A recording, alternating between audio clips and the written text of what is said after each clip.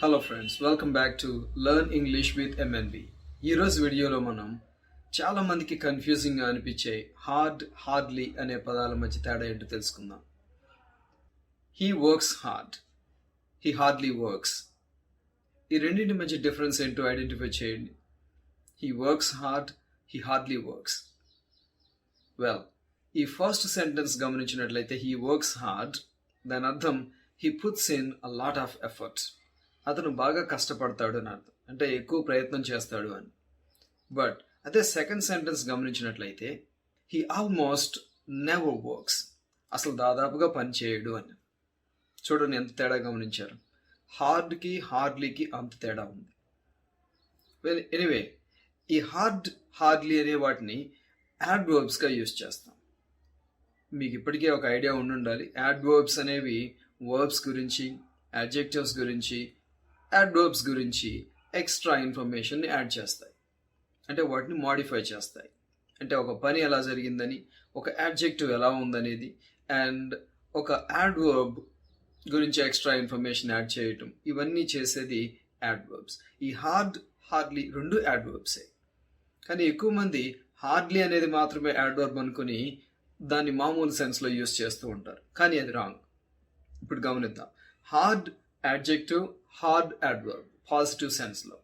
అదే నెగిటివ్ సెన్స్లో అయితే హార్డ్లీ అనేది యాడ్వర్బ్. ఓకే, సో ఇప్పుడు ఈ హార్డ్ అనే దాంతో మొదలుపెట్టి దాని మీనింగ్ ఏంటో చూద్దాం. Hard, using a lot of effort, energy or attention. So ఎక్కువ శ్రద్ధ చూపించి పని చేయటం, ఎక్కువ ప్రయత్నం చూపించి పని చేయటం, ఎక్కువ ఎనర్జీ ఉపయోగించి పని చేయటం, ఇది దీన్ని డిస్క్రైబ్ చేయడానికి హార్డ్ అనేది యూజ్ చేస్తాం.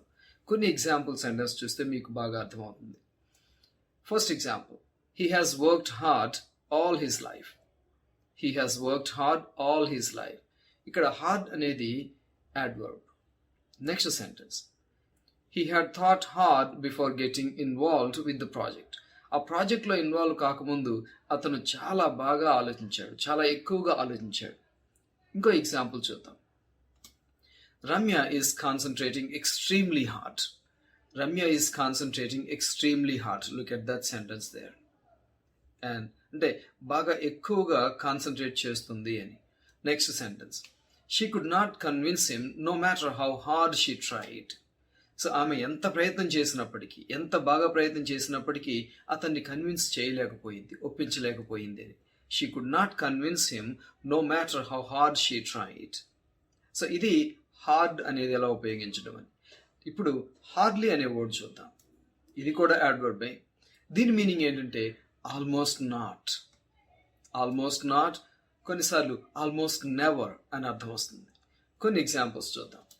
His parents divorced when he was 6 and he hardly new his father.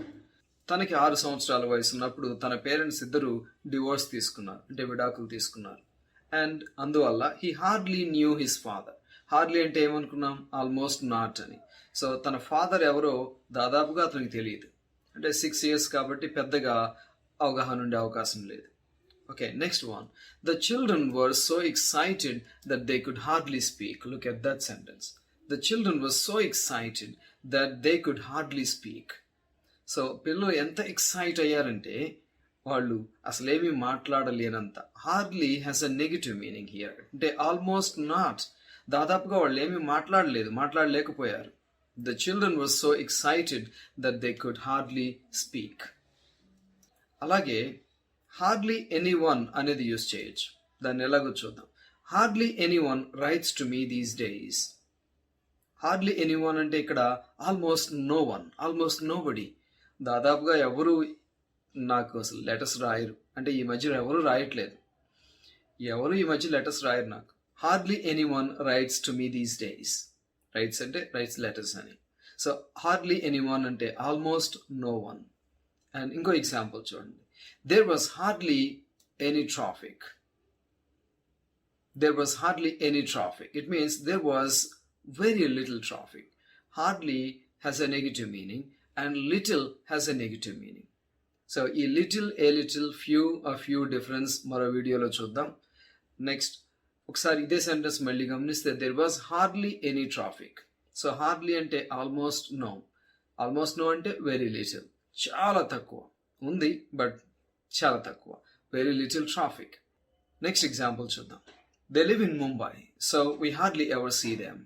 వాళ్ళు ముంబైలో ఉంటారు, అందుకే వాళ్ళని చూసే అవకాశం అసలు రాదు. వాళ్ళు మేము చూడం. Almost never. హార్డ్లీ ఎవర్ అంటే ఆల్మోస్ట్ నెవర్. హార్డ్లీలోనే ఆల్మోస్ట్ నాట్ అనే వర్డ్ ఉంటుంది. సో నెగిటివ్ సౌండింగ్ వర్డ్ ఉంటుంది. సో నెవర్ అని మళ్ళీ యూస్ చేయకూడదు. హార్డ్లీ ఎవర్ అంటే almost never. And let me give you some tips. So ఈ హార్డ్లీ యూసేజ్ని అర్థం చేసుకోవడానికి ఇంకా కొన్ని టిప్స్ ఇస్తాను నేను.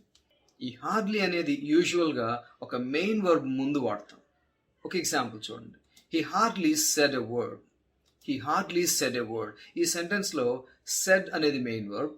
గమనించండి, సెడ్ అనేది మెయిన్ వర్బ్ అండ్ హార్డ్లీ అనేది ఆ మెయిన్ వర్బ్కి ముందు యూజ్ చేశాం.